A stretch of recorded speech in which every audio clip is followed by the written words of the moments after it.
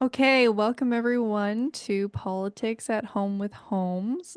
Today's guest is Roy Beyer, and we're going to be interviewing him on the A Better Calgary party. So, Roy, would you like to do us the honor of giving us a bit of an introduction about yourself and your involvement with ABC? Absolutely, Macy. Thanks, Holmes family, for having me. And I'm the executive director, newly minted executive director of ABC Party. I was involved very early on, right after the all that nonsense with the rezoning controversy for Calgary.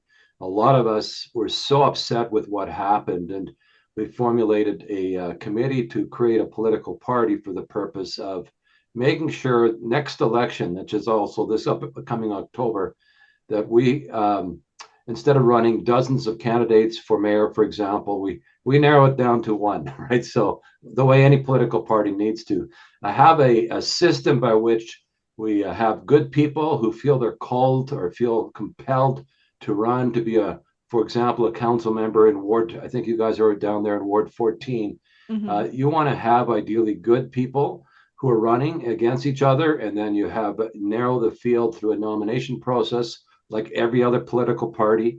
Even the Liberals do that. They kind of, sort of do that, but I mean that's the expected process. Narrow the field so that you have one good candidate in every ward, one running for mayor. That was our vision. So we started that actually last May.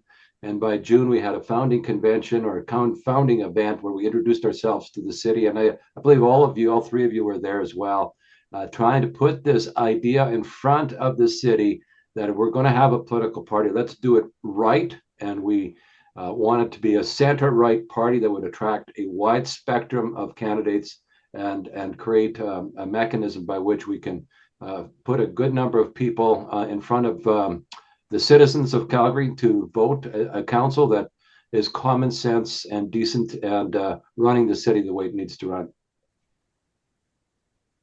Yeah, and then you alluded to us being in Ward 14. I guess that's part of the reason. When we first heard, for me personally, I was very enthusiastic about a municipal party because after being involved in provincial politics, realizing that hey, you can make policy and you can vote on more than just one person every year, and you can have more of a say. As soon as I found out you guys were basing a lot of your municipal party structure off of that to gain the same cohesiveness as a unit and a successful unit as that, because at the time that you guys applied, if I'm not mistaken, you were to be the first and are the first municipal party in Calgary's history.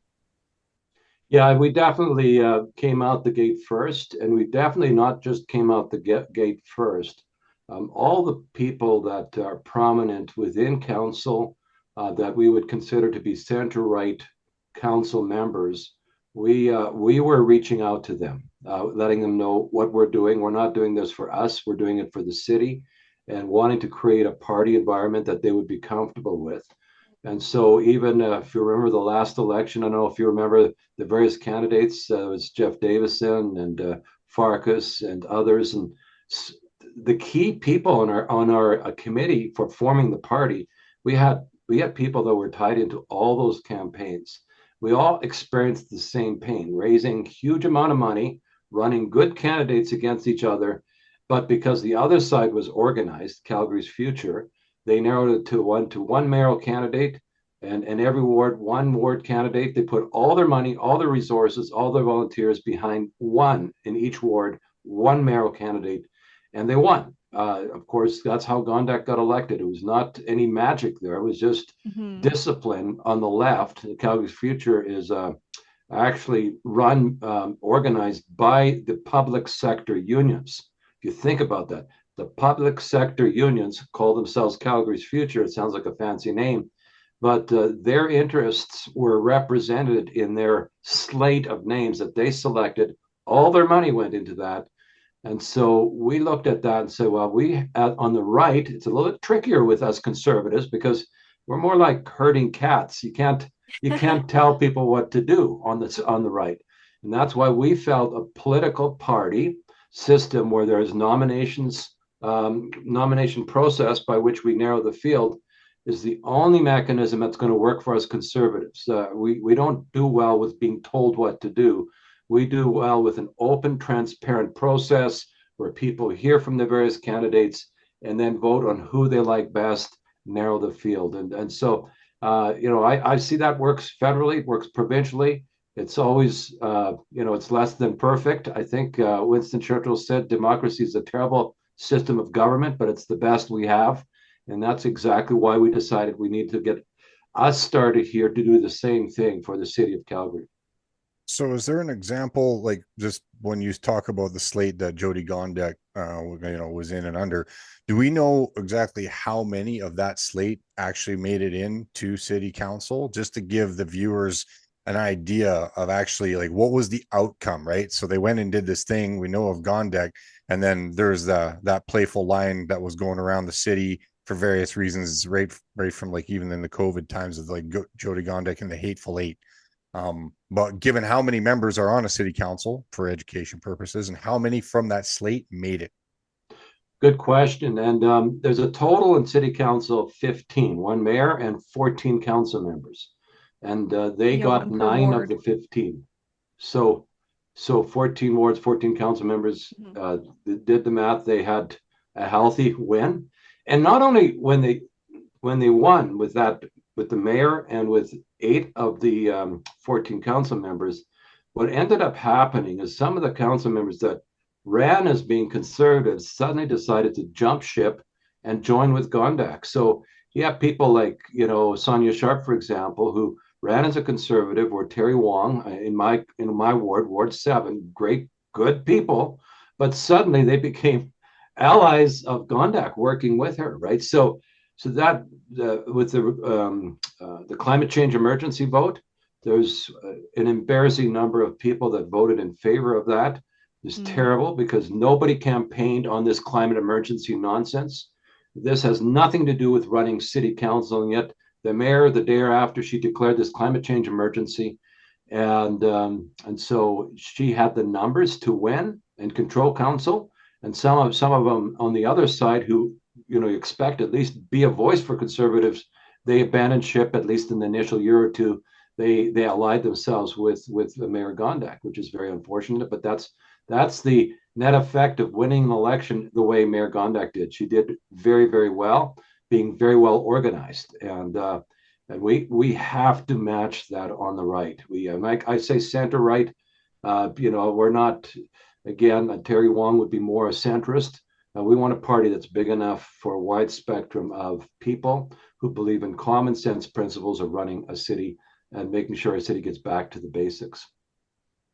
That's very grassroots. I think that's one thing that Dad appreciated, and you can correct me if I'm wrong, Dad, but because we were initially involved in the provincial politics, we joined our Fish Creek Association, our constituency association for provincial politics. And then when I found out you guys had ward associations, that that just brought the grassroots when you guys, because you hear parties talk about grassroots because it's politically correct and it definitely buys the votes.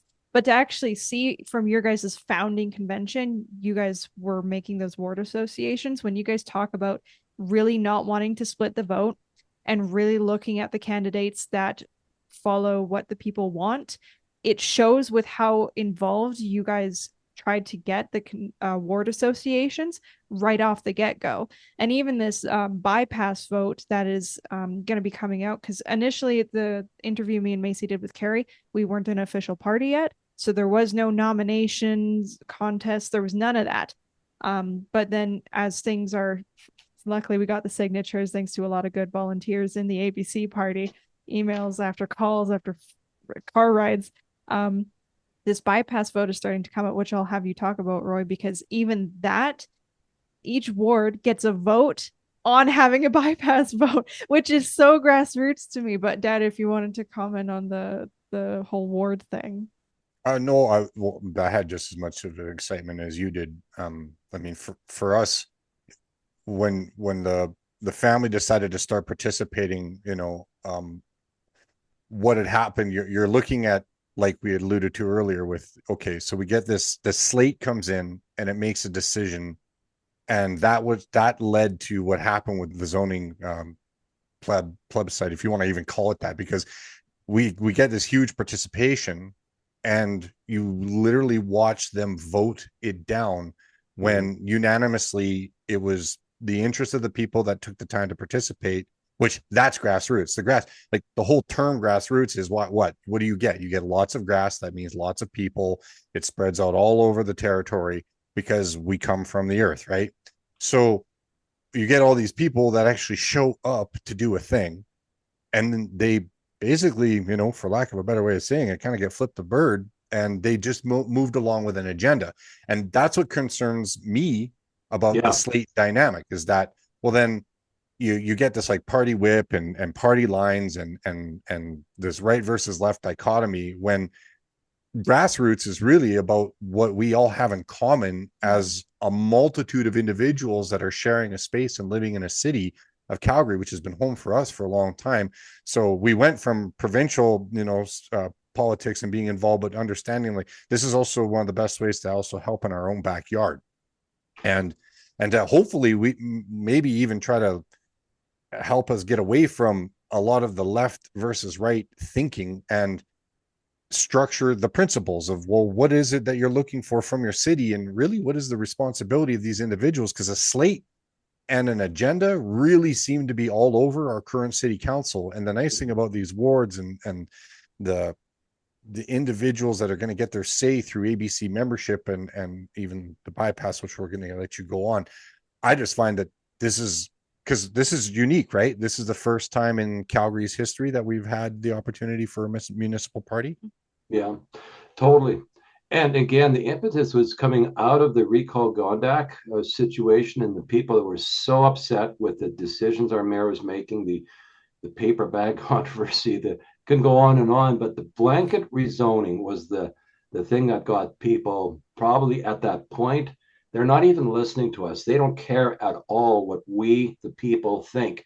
80% of the letters that were written, these are actually formal submissions to city council, over 5,000 of them. It's by a factor of three bigger than any other response from the public. And it was overwhelmingly against blanket rezoning. Yeah. The in-person presentation was, I think, 75%. But they were just 100% predetermined. It didn't matter what the people said. They were going to do what the slate um, told them to do, right? The Calgary's future agenda was blanket rezoning. It was their invisible agenda. If you actually go and find out where did this come from, it came from Calgary's future. It came from public sector unions. It came, and so when you see a slate being selected, okay, anytime there's a slate, you have to ask yourself the question, who's behind it? Because that will tell you what agenda will be prioritized over the citizens of Calgary. So we have a slate on the left that we saw Calgary's future. Now we have the same thing. There's a Calgary party, a slate. Again, that's the more left-leaning side. And then there's Communities First. That's another slate, the more conservative side.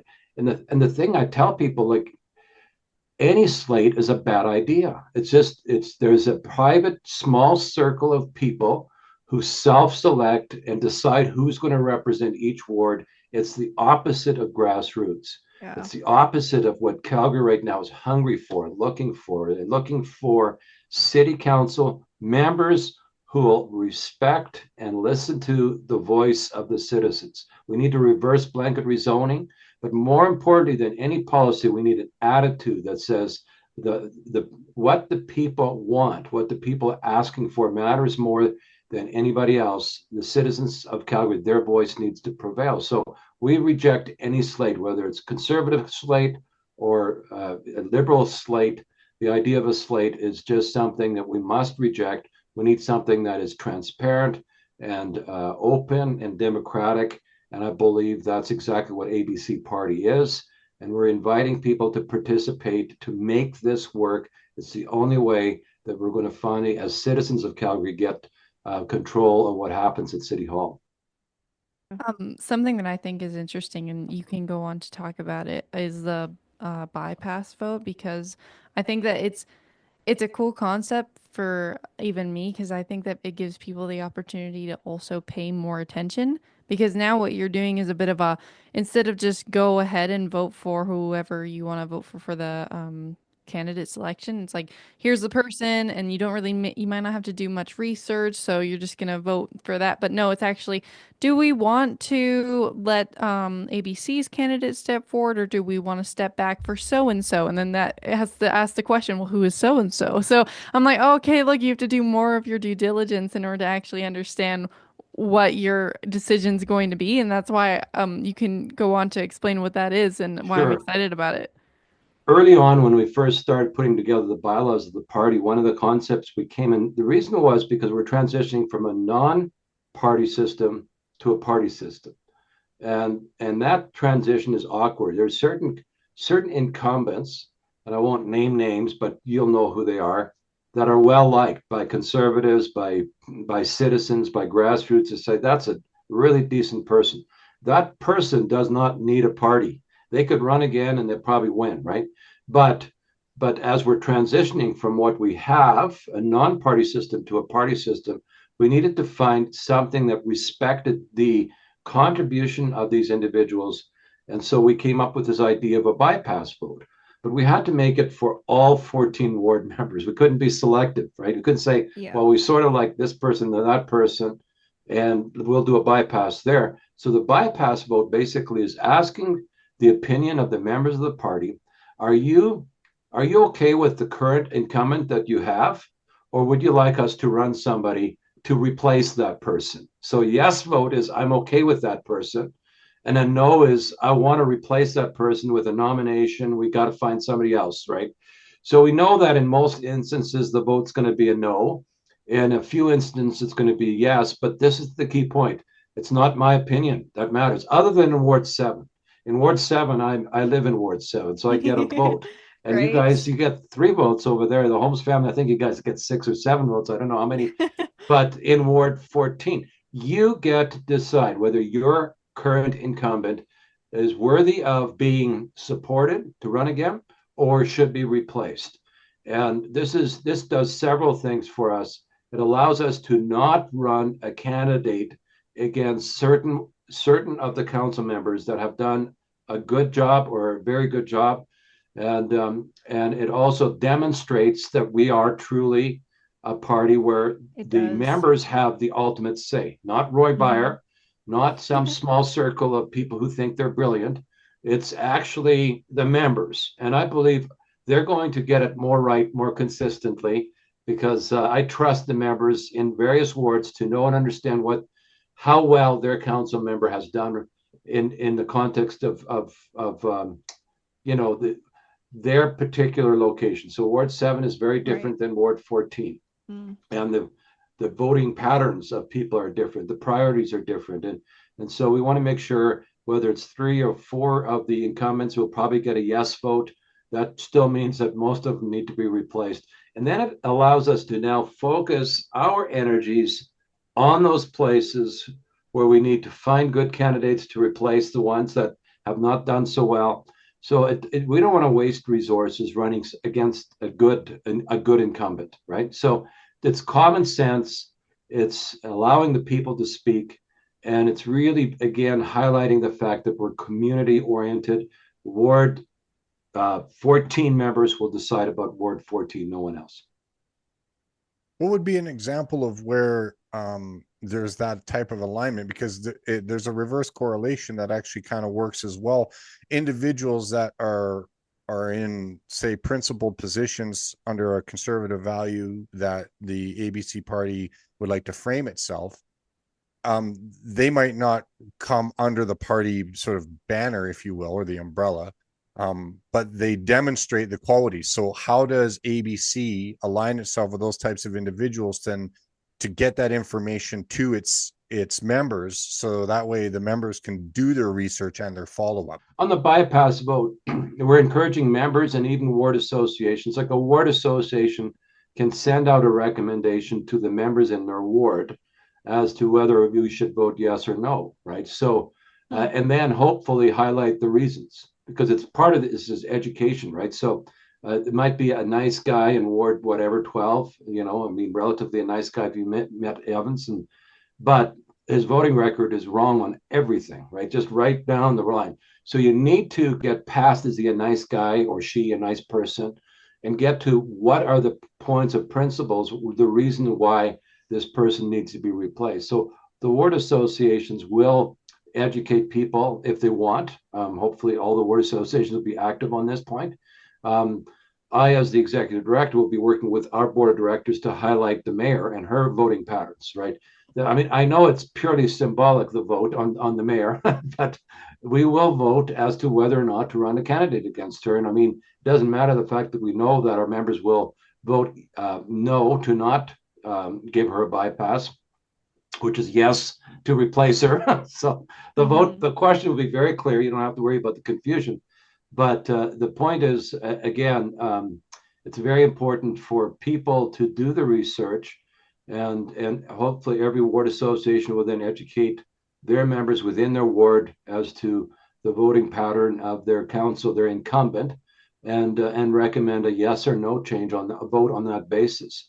And I'm hoping it stirs people, reminds people a little bit of the nonsense that has gone on. Remember, in the year before an election, they all become nice guys, right? Everyone becomes a moderate. Suddenly they're all moderates. We need to remember who they've been from day one, and remind people that they did a horrible job and they need to be, for the most part, replaced. And so that's part of the advantage of a bypass vote. It activates people, gets people thinking, gets people involved. Right on the heels of the bypass, these nominations will be, some of them will be closed by May the 7th, actually. So that'll be very soon after the bypass vote is announced. We'll be closing the first 4 of the nominations, and the rest will be opening and closing towards the end of May. So it's going to happen very quickly now. And it's exciting. We were delayed, and maybe I want to speak to that if it's okay. Sure. We had tremendous momentum early on, and so what happened, I don't, I don't know for sure what happened, other than all of a sudden we were slowed down by internal feuding. Okay, and the internal feuding meant there was a very strong difference of opinion about how truly democratic our party would be. And certain people slowed down the process, so that we should have had our founding convention by early September. Instead, it was late October, right? So that delay cost us. So that was one thing, is internal feuding. I always say, though, that's okay. That's normal. It's good to go through that process of a difference of opinion and finally deciding, what are we going to be? Are we going to be more democratic or less? And we settle in on giving some concessions, but still being fundamentally a democratic party. But then the second part happened, and this is where I'm a little bit suspicious about certain political interests poking their nose. Just hours before our founding convention in October, new regulations were announced that were none of us could have expected these new regulations. So we elected a board of directors, we had a ward associations organized, we approved our bylaws, everything was ready to go. And then and I couldn't believe what I was hearing from our lawyers, that you need to shut down your party, shut down your bank accounts, you're not allowed to spend any money, you're not allowed to raise any money until these things happen, right? And they had a long list of new requirements that happened. And the net effect of that is a lot of people became disheartened, right? So the disheartenment that happens, I believe that was purposefully put into the equation to stop or slow down ABC Party. But a few of us were hell-bent, come high or high water, we were not going to quit. Getting those signatures, we now have over 2,000 members, more than anybody else. We got our certification on March 26th. We're going to do our bypass. We're not going away. And it's the intestinal fortitude of certain people that just kept doing what was necessary. And even though it was really, really hard to do, we got it done. And I want to congratulate all of the ABC leadership and ward members that fought through that discouragement and through the setbacks that we faced. And we're now ready. And there's more than enough time. There's more than enough time for us to finish this, so that we've got a full slate of 14 excellent candidates, or, and I want to say this, there's a big or for us to come into a cooperation agreement with the folks at Communities First. My only point of big disagreement, there's two things with Communities First. They're not really community because we are organized within every ward as a party, and they're not democratic, they're a slate. And I want to encourage the leadership of the Communities First Party, don't be afraid of the people. The people got it right on so many issues, including the paper bag ban, including the recall Gondek, wanting to replace the mayor, including especially the blanket rezoning. The people got it right. We need to listen to the people. And so it may be difficult to know how we can do this, but I've got a plan, I've got ideas, and just ideas to make sure that we minimize the overlap. Don't run good candidates against each other. That's my goal. All I'm asking for, on behalf of all the members and on behalf of Calgarians, we need a democratic process to narrow the field, not an elite group or some special interest group deciding who's going to run in every ward. That's the big difference between us and the others. We're the only true political party in Calgary. Well said. That was well said. I already have a couple people that I know I'm gonna have to send this to because I've had we were trying to get spread some ABC awareness and knowledge because some people don't know that the ABC party is even a thing. And there were those who were really discouraged. They were at the founding AGM too, and then they were voting on some of the people, and then some of those people ended up not getting in, or some of them left. And there was a bunch of confusion. They were like, I thought this was grassroots and democratic. And then they stopped tuning in to hear what were the complications, what happened that made it so complicated. So I appreciate you addressing that because a lot of people that I talked to, it was at that AGM and then the couple weeks, even a month afterwards, where some of the people that got voted in because of the regulations and such, that it fell down, and then they thought that they didn't get a say. So then they thought it really wasn't democratic. Yeah. No, it was definitely at the founding convention. Some things came to the surface. I don't have to rehash it in detail other to say it was basically going back to that difference is like we need to be fundamentally democratic institution. The ultimate authority of decisions need to be made by those who are elected by the members. And that's the principle that I fought for from day one. And it's the only way I know because that's how federal political parties do. Provincial political parties. I didn't know this was going to be controversial, but it is with some people. Like, what do you mean the people get a vote, right? We got to stop those people. And I'm thinking, what are you talking about? Citizens want their voice heard, and what we've seen in this city has been so destructive. Like the broken infrastructure. There's no excuse for the whole water main break. If people understood what happened behind the scenes to allow that to happen, they were neglecting the basics of looking after our city so they can go after their climate change nonsense. And people see it. Like, I mean, and this is widely believed in Calgary. It's not just us who've been in Calgary forever. Our new Canadians, you ask a new Canadian, why did you move to Calgary? None of them say, so I can live in an apartment and not have a car. Right? None of them say that. They say, I want a house, I want a garage, I want a backyard. I like the grass, I like the trees, I like the nature, I like the opportunity. I want to own a business. You listen to those folks. What the city of Calgary has delivered is exactly the opposite of why people came to Calgary. And yeah, you might have to live in an apartment for a while, but that's not most people's aspiration. I mean, I'm back at that stage in life where I live in a place where I don't have to shovel the sidewalk and mow the lawn. But there was a phase in my life with my kids. I wanted a backyard. I wanted to grow a garden. I wanted that connection with nature.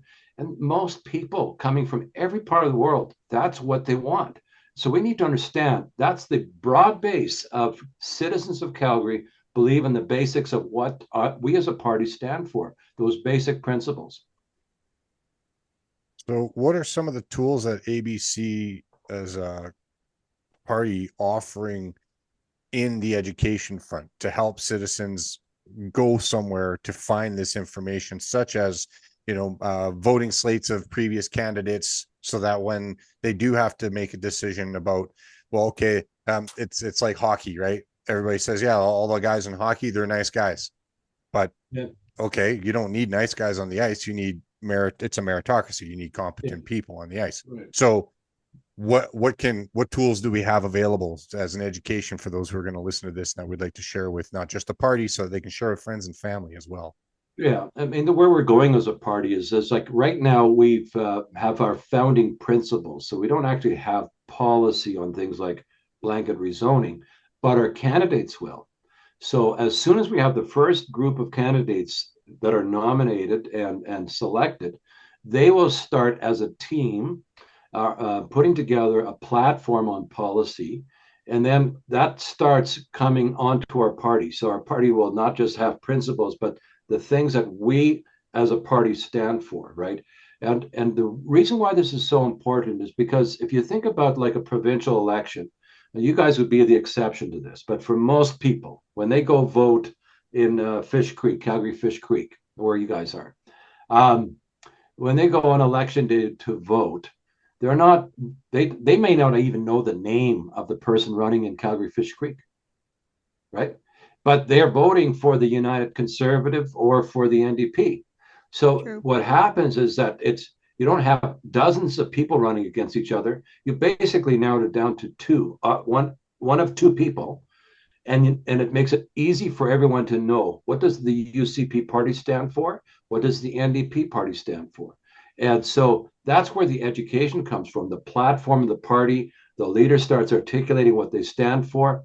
And really, the same thing will happen with the municipal election. Last time you went to a municipal election, you had 10 names on your list, and you didn't know any of them.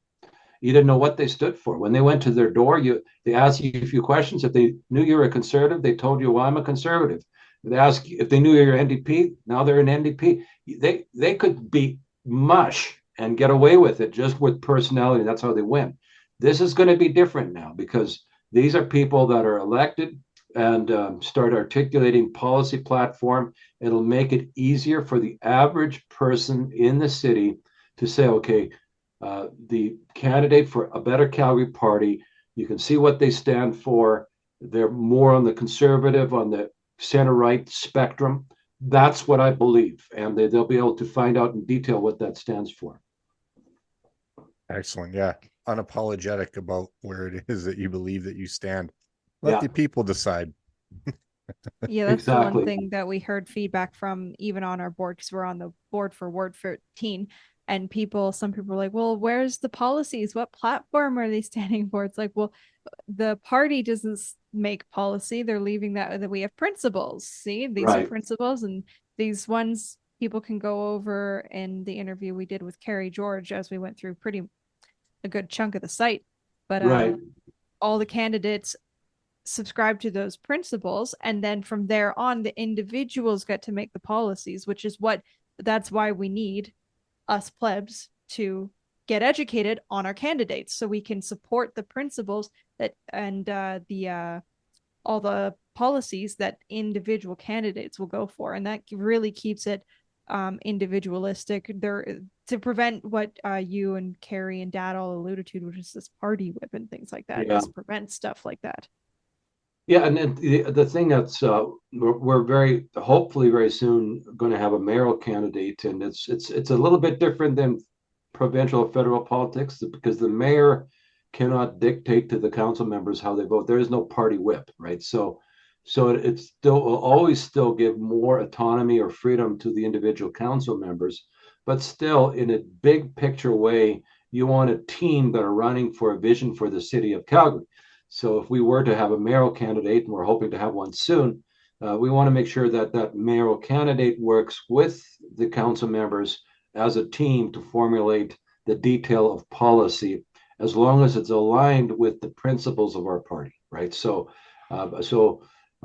that's coming very soon. Within a month, there's going to be some of that policy platform being announced, whether it's by way of the initial council members that are nominated for, I think it's Ward 12, Ward 14, Ward 9, and Ward 2. That's where we're going to have hopefully candidates selected or nominated and selected in those 4 places. And as soon as we have that first group that are actually our representatives, our candidates, then that's when we're going to start seeing some policies come to the table. That'd be excellent. Mm-hmm. My hope too, as well, is because even though you said that there isn't a whip, I kind of disagree. We have the behind those 8, Jody and the 8, and the decisions that they made, there was a whip. Yeah. We didn't vote for them. No. So the we whip is definitely, going to be the members speaking, right? So, and yeah, whereas with Calgary's future, the whip was the union and what they wanted, right? So the yep, interests Right. of Calgary citizens were never served by Calgary's futures ever. And that's the problem with any time a slate is involved, is there's some agenda somewhere that is primary over and above what the citizens of Calgary want. And right, yeah. that's why the democratic process is very important. We want council members getting used to the idea they better start listening. No, Mm. that's excellent.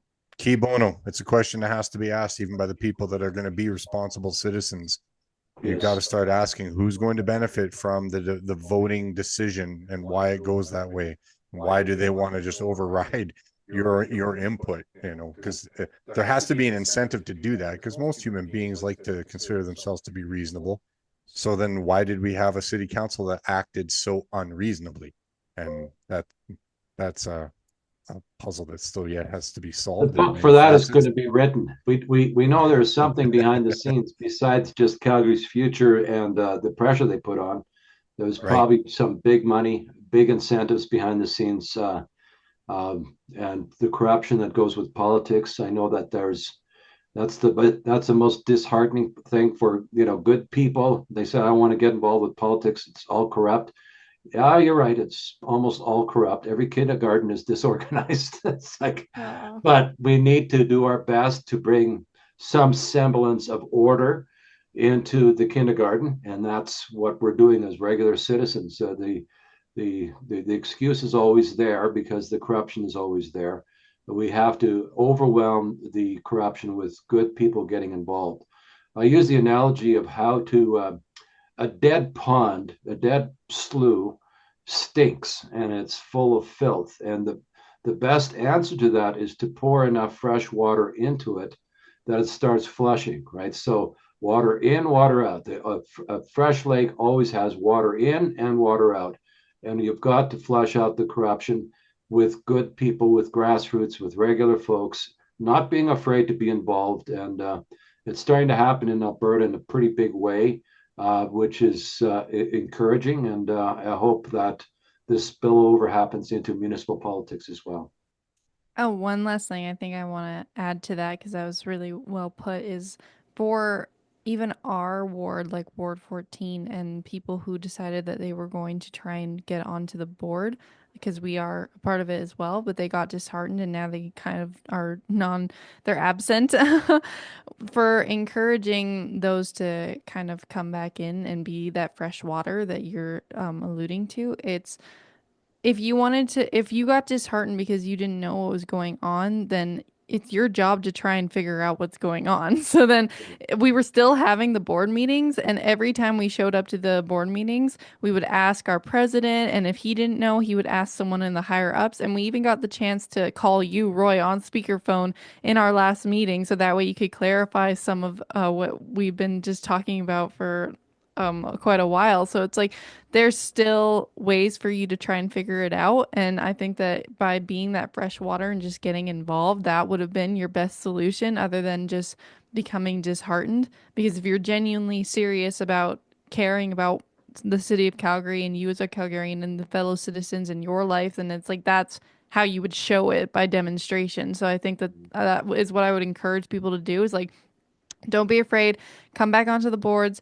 We're like super communicative party. Like again, we literally got to call Roy, so it was lovely. And so when we're all just sharing the information and trying to figure it out together on like as we're growing as we go. So I think that that's just one last thing I wanted to add to that. Yeah, that's right, MayCee. And I think it's a normal just a human reality. We go through difficulty, and I mean that party went through a difficulty because a curveball was thrown at us. I think it was purposeful to stop us, and it was somewhat effective. But again, there's the intestinal fortitude of some that said there's just no way we're going to stop. This is the only way for us to avoid the split vote coming in the next election. Is we have to have a democratic process. It's so again, it's easy to get discouraged, but sometimes it's just an excuse too, like to give up, and we can't give up. It's our future is worth fighting for, and especially encouraging to see both you, Madison and MayCee, being younger, also willing to stick to it and stay involved and not give up. And we need that future generation. I think that's the biggest hope we have as a nation. It's like the indication is both in the U.S. and in Canada politics, there's a shift happening with younger generation people that are fed up with the hyper woke nonsense they've seen and the consequence of it. They feel the consequence of it, and that's everything has become unaffordable. The hope of owning a house for a younger generation is almost impossible to contemplate. Well, that's the consequence of bad governance in the last 10 years. And I think a lot of young people can see that. We need much more, as I say, common sense, good governance, get back to the basics. And that starts municipal at the local level.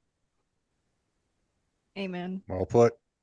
Well, Roy, I think we can call it with that. Unless there's anything else that you feel that you wanted to make sure it got out that would be of interest to the Ward 14 members and anyone else that would see this. We're hoping to encourage people to watch this, share it with family and friends, and have the conversations about being involved municipally, because that's what we're trying to encourage. That's why we asked Roy to be on our show. So, Roy, if there's anything that you like to add. Again, thanks, entire Holmes family, for having us. And the other not setback, but reality is the federal election. Everyone's super involved with that. So we've in the last month been having to just accept that as a reality and organize behind the scenes. We're going to show up in a very big way, starting with on the it's actually going to be the 30th now. On May the 30th will be the beginning of the bypass vote. So, but I encourage people to reach out to us.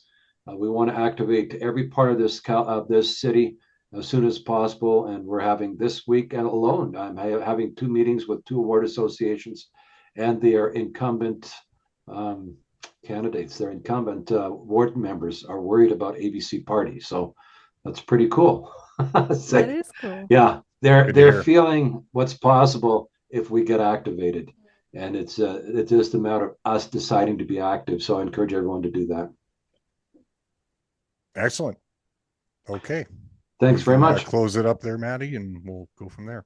I was just gonna say thank you so much for Yep. for coming on and answering our questions and encouraging people to get involved and giving us so much information on why this is important. So thank you so much. And yeah, that was it for me. Thanks, guys. Thanks again.